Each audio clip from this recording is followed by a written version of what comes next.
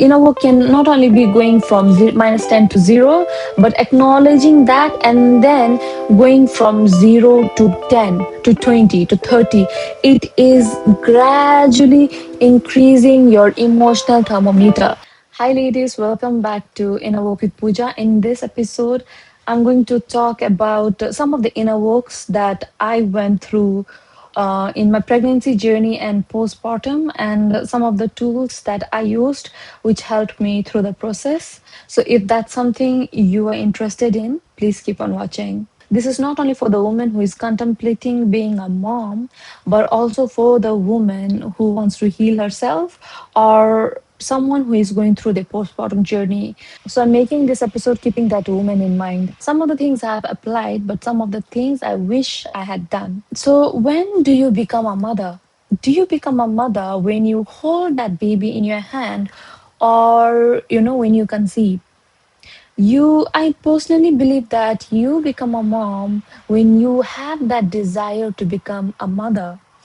And for us as a woman, it is very imperative and more important than ever to actually work on ourselves and do the inner work so that you can give a good life to your children, right? So that they don't go through the same cycles that you went through. I'm not saying that they're going to have a perfect childhood just because you healed yourself, or I'm not saying that, like they will have a childhood with no pain, nothing like that. What I'm saying is you can do the best you can starting from where you are to give them a better life. So if I had done no inner work till this point, and if I had the desire to be a mother, this is what I would do. I would immediately start working on myself. And inner work is not a 1 day journey or a 1 month journey or a 1 year journey. Like, you need to go through it to experience it. And there is a lot of pieces for the jigsaw puzzle to see a complete picture. But to make it simple, I would start working on myself. I would develop that self awareness. I would look into things that would, make me more self aware, read books, listen to podcast, and journal every single day, and try to understand yourself on a very deep level. And instead of being the victim, like blaming your parents, blaming your childhood, blaming your environment, your siblings, or whoever, fully take responsibility of your life. Take full ownership of your life, that you are ready to heal and give your best in this journey, in this process. And remember that some people think that inner work is about healing trauma. It's not about healing trauma. Inner work is not just going from minus 10 to 0. Inner work can not only be going from minus 10 to 0, but acknowledging that and then going from 0 to 10 to 20 to 30. It is gradually increasing your emotional thermometer. If you are the kind of person, like personally for me, when I started my inner work journey, when I developed that self awareness, I realized that I did not have a very good emotional thermostat, which means that my emotions or my state of being would be 4 to 5. If like joy was the highest level of emotion I could feel, and resentment, anger, guilt were the lowest kind of emotion I would feel, my day to day, even if like I had moments in my life where I would feel ecstatic or joyful or grateful or happy, my emotional thermometer would come down very quickly, no matter what. Even if I had manifested the best things in my life, even if I had manifested my desires which I was praying for, my emotional thermometer was would drop down instantly. And inner work, it helps you to gradually expand that emotional thermometer, and like gradually take you from, if you're at 0, gradually to 3 and 4, then gradually you move to 6 and 7. And even though if you have moments, because this is life, and you'll definitely have moments when you will go through difficult situations, difficult times, but when you do the inner work, it is easier for you to come back to 6 or 7, 8, 9, 10. Even if you have that range of incidents or moments where you go through 3 and 4, you'll definitely have that. So what has inner work done for me is that it has gradually shifted my emotional thermometer. Does this mean that now, like, I have a life where I am 10 on 10 always? Definitely not. But my mind is organized, it's less cluttered, I'm clear, and my emotional thermostat now is, I would say, probably 6 to 8. That's where I am living most of the time in my headspace. And this is where I would start with your self awareness, with your identity activation, with your nervous system regulation, because inner work is not just one thing, it is so many things. For me, because I was already doing my inner work, right? When I had the desire to become a mom, I already had an identity, but the moment when I had the desire, everything shifted. And I started working on myself, becoming more self-aware, becoming more intentional with the things I was doing, with the contents I was consuming, with the people with whom I was spending more time. It does not mean you need to cut out more people, but you need to be intentional about where your attention, where your energy, and where your focus is going on the day-to-day basis, right? And things further shifted when I conceived. Now it was not just about me, it was about the tiny human being that was growing in my belly.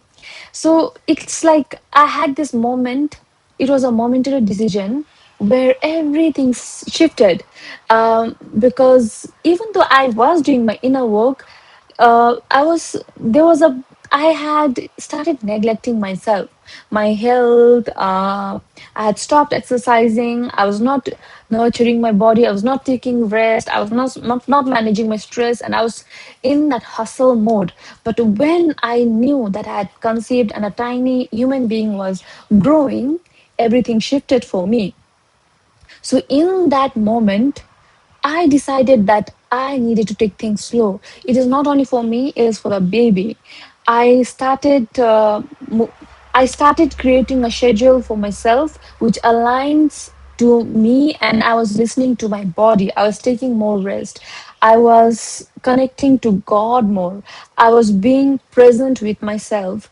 I was nurturing myself. I was being more in my feminine energy, in my feminine flow. And I was not looking for outcome. I was not being outcome oriented, but I was being more process oriented, which means I was trying to be present and operate from a place of flow. And I was being open to God, I was being open to the source, and I was being intentional with everything that I was doing, and always making sure that it passed the bottleneck. And the bottleneck for me was, does it make my body happy? Does it align with my soul? Does it align with the future that I'm creating, with the life I'm creating? Because until this point, whatever had happened, it was based on the past decisions of my life.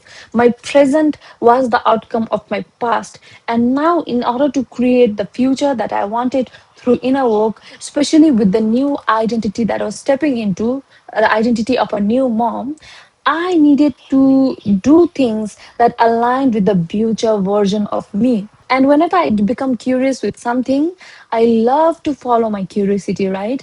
So I started reading more books regarding becoming a new mom. I started looking into more resources, podcast, and everything. And one thing you may not know about me is I'm originally from Bhutan. Like, I had my upbringing and everything in Bhutan. And I later moved to Australia when I became an adult, when I wanted to pursue my master's. I got married and I came here for further education, right? Like, I was brought up with the Eastern philosophy, and I was raised in a very religious household. My name, Puja, itself means prayers.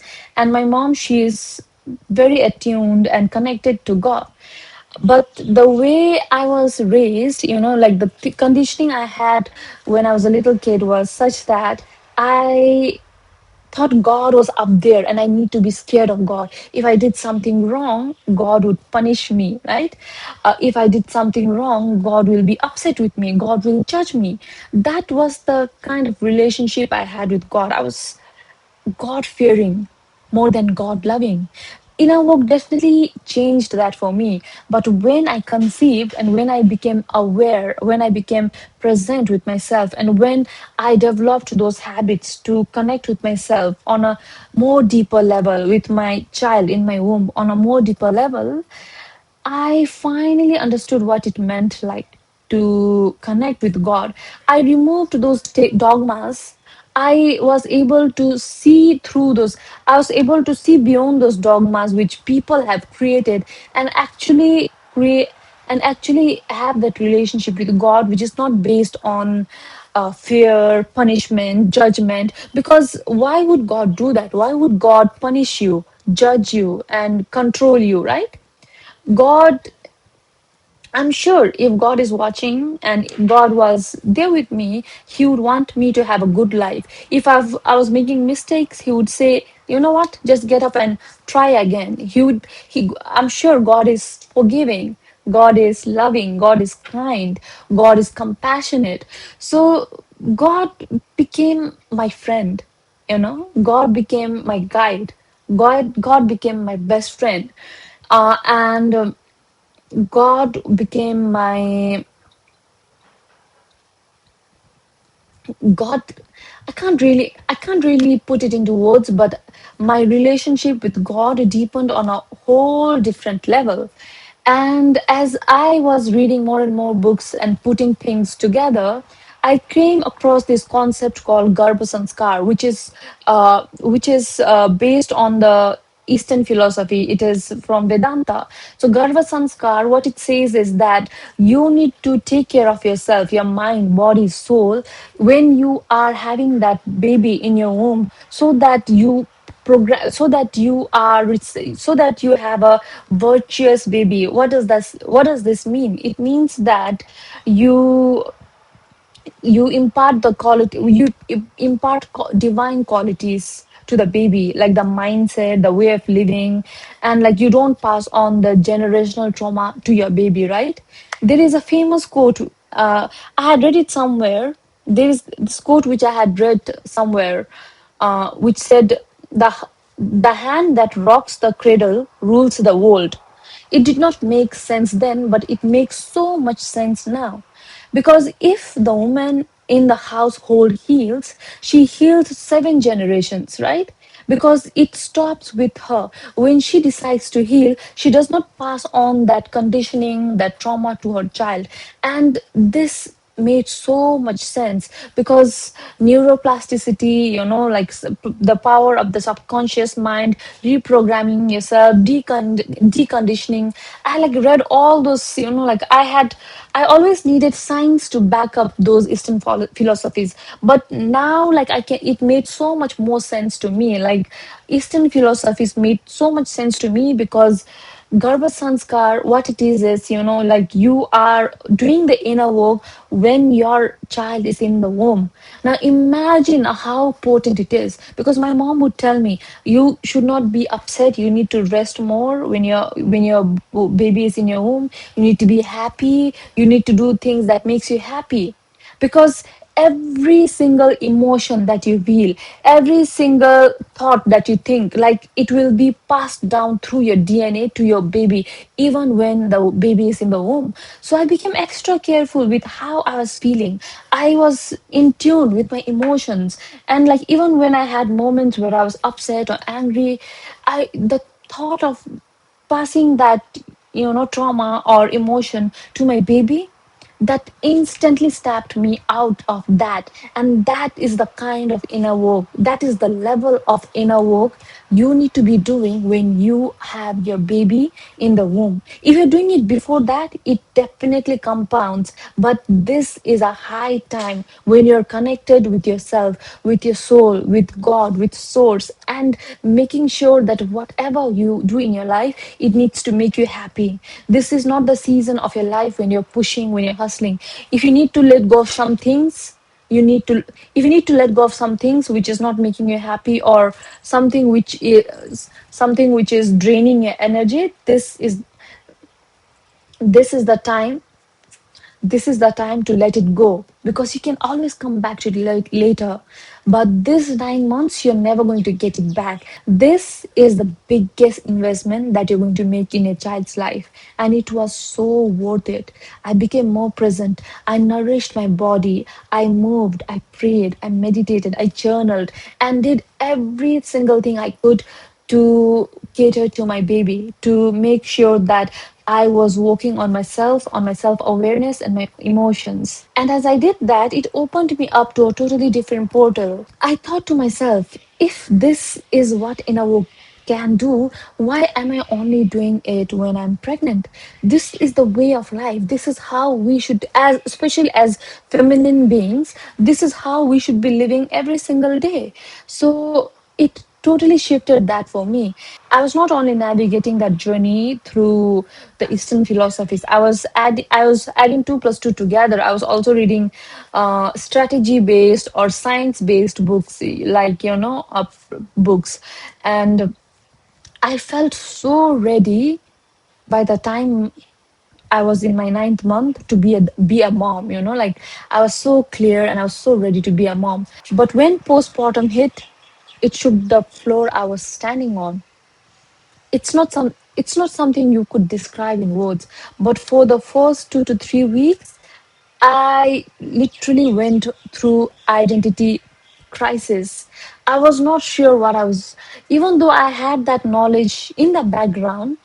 For those 2 3 weeks, because I was sleep deprived, I was tired, and everything was new. I was like learning. It was like everything was new. I was learning so many things. I was taking care of the baby. And in this moment, I had intense level of joy, but guilt, intense level of gratitude, but anger, and all those emotions at the same time. It was not just one emotion where I felt seven, eight, nine, ten. There was this emotions, there was definitely those emotions of joy, of gratitude, of love. But at the same time, there was guilt, there was anger, there was resentment. So both of these emotions, they were residing within me at the same time. It was like there was this another level inside me which I never knew existed. Even when I had so much love and support, my husband was supporting me throughout the journey, my mom was there to help me, support me, I felt so alone and I felt like no one understood me. So in this moment, I had these waves of emotion that I was going through. It was sadness, joy, love, and again resentment, anger, guilt, fear, the fear of the unknown at the same time. And I surrendered to the process. I let myself feel all those emotions. I allowed myself to go through that first 2 3 weeks and be fully present with my baby. And towards the end of third week, I finally had that awareness, that is voice within me. Remember, we did the inner work. Remember, we read those books. Remember, you had that process in place. You are going through that. You're going through postpartum. And my heart goes out to those women who don't have the tools, who don't have the resources, who don't have the information they need. And the only prescription they get is they have postpartum depression. But postpartum blues is for real. I'm so grateful that I had the tools and I had done that work up to that point, because it helped me to navigate the journey from this moment onward. I exactly knew what I was going through, because for the first 3 weeks, I was trying to get back to my new life, get back to my old life. I was trying to get back to my old habits, but I was already in a very new container. I was already in a new identity, and it was in my hands how I wanted to activate it. It was in my hands how I wanted to move forward from there. It was in my hands what I wanted to do with the rest of the time I had with my baby. And the level of inner work which started from this point forward changed the game for me, because I was not going back to the old self. I was creating a totally different self from this point forward, where it was not about my morning routines, my evening routines. It was also about my baby's morning routines. It was about my baby's evening routine. It was not about being fixated with this, for instance, like at 6 a.m., I'm going to journal. I'm going to wake up at 5 a.m. It was not possible when I was a mother, because I was so used to a certain structure, a certain way of living till this point. But when I became a mother, I had to surrender. I could not always be the kind of mom who could wake up at 5 a.m., do my exercise, get my smoothie, get my journaling done, get my exercise done. Sometimes I would have sleepless nights. I would be exhausted, I would be drained. It was just the one thing that helped me most through the process is staying present and surrendering and knowing that everything is working out. And even though I don't see, even though I don't know, everything is working out the best case scenario. Just that shift in mindset helped me go through that. But I gradually found a rhythm that worked for me and my baby, and things became way more smoother, where rather than trying to rather than trying to fight with the rather than trying to fight with the journey I was going through and trying to find a structure where I could fit all the things together. I focused on what mattered most to me. What mattered most to me was being present, being joyful, being restful, being present with my baby, and connecting and bonding with my baby. And most of us, we try to get back to our old life. We try to hustle. We try to bounce back instantly. But sometimes that does not happen. And that is the fourth trimester. I'm almost 5 months. I am almost 5 months postpartum now. But I literally dropped down everything I was doing, even in my business, and I stayed fully present for the journey. And that not only helped me to ground myself, bond with my baby, but I activated an entirely new identity, an entirely different woman that was excited, that had a spark in her eyes again, and excited to become a person she never imagined she could become. Rather than going back to the old way of being, the old body, the fit version of me, like going back to the, and rather than going to the old version of me, old habits, old way of thinking, old way of being, it was about integrating and activating an identity where you not only are creating, you're not only co-creating with God, but you're co-creating with God with a family in mind, with a baby in mind. And this is where it becomes so potent. Sometimes you need to go slow to go faster. It's not always about hustle and grind and making sure everything in your checklist gets done, but sometimes it's about listening to yourself, being connected with yourself, being present in the moment, and being present with what needs more of you. You, as a mother, have the power to change the trajectory of your household, the way you connect with your baby, the way you navigate your relationships, the way you connect with your partner, and everything. It depends on you, because you are the energy keeper of the house as well.